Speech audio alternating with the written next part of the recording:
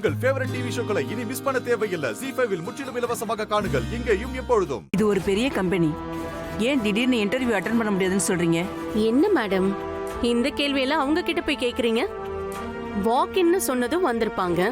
இவ்ளோ பெரிய கம்பெனியா இருக்கும்னு அவங்க எதிர்பார்த்திருக்க மாட்டாங்க. சார், இவங்கெல்லாம் இன்டர்வியூன்னு சொன்னதும் கிளம்பி வந்துருவாங்க சார். குருட்டு அதிர்ஷ்டத்துல வேலை கிடைச்சா நல்ல கம்பெனில வேலை, சம்பளம், அப்படியே செட்டில் ஆயிடலாங்கிற ஆசைதான். இன்டர்வியூல நம்ம என்னென்ன கேக்குறோன்ற டீடைல்ஸ கூட இவங்களால புரிஞ்சுக்க முடியாது. இந்த இன்டர்வியூ அட்டெண்ட் பண்ண கூட தகுதி இல்லைன்னு தெரிஞ்சிருக்கும். சரி, அசிங்கப்பட வேண்டான்னு இப்ப ஓடுறாங்க. சார், நம்ம அடுத்த கேண்டிடேட்ட பாப்போம் சார். பாரதிக்கு வேலை இல்லைன்னு தானே வந்திருக்காங்க, பட் நமக்கு நிறைய வேலை இருக்கு இல்லையா? ஸ்வேதா, பத்தல, இன்னும் நிறைய பேசி பாரதியை ஏத்தி விடு. அப்பதான் பாரதி இன்டர்வியூ அட்டெண்ட் பண்ணி செலக்ட் ஆவாங்க. சார், சாரி சார், நான் இந்த இன்டர்வியூ அட்டெண்ட் பண்ண வேண்டாம்னு நினைச்சதுக்கு வேற ஒரு காரணம் இருக்கு. ஆனா இப்ப நான் கண்டிப்பா இந்த இன்டர்வியூ அட்டெண்ட் பண்றேன் சார்.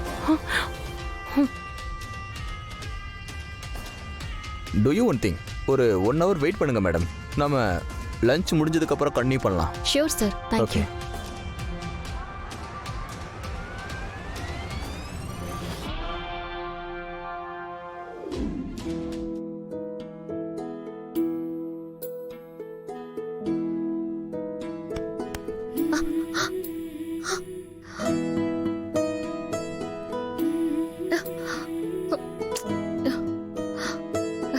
விடுங்க ஆதி.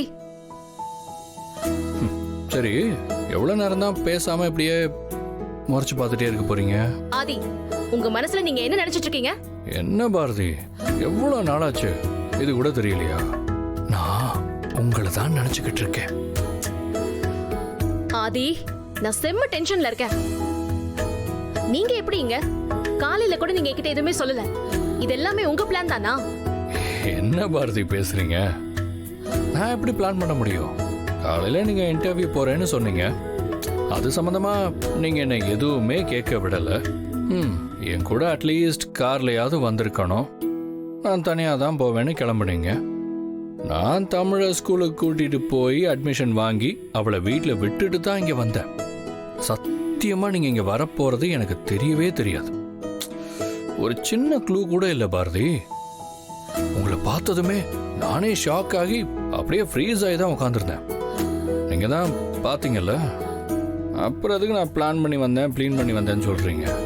போங்க பாரதி, உங்களுக்கு எப்பவுமே அவசரம் தான். சரி, இந்த கம்பெனில நீங்களும் ஸ்வேதாவும் எப்படி? பாரதி, இது சாரதா குரூப் ஆஃப் கம்பெனிஸோட புது வெஞ்சர். ரீசெண்டாக தான் இந்த கம்பெனியை வாங்கணும். இன்னும் பேரை கூட மாற்றி ரெஜிஸ்டர் பண்ணலை. நான் தான் உங்களை ஆஃபீஸ்க்கு வாங்கன்னு அப்பவே சொன்னேன்ல, அங்கே வந்திருந்தா உங்களுக்கே தெரிஞ்சிருக்கும். ZEE5 ஆப்பை டவுன்லோட் செய்து அனைத்து எபிசோடுகளையும் இலவசமாக பாருங்க.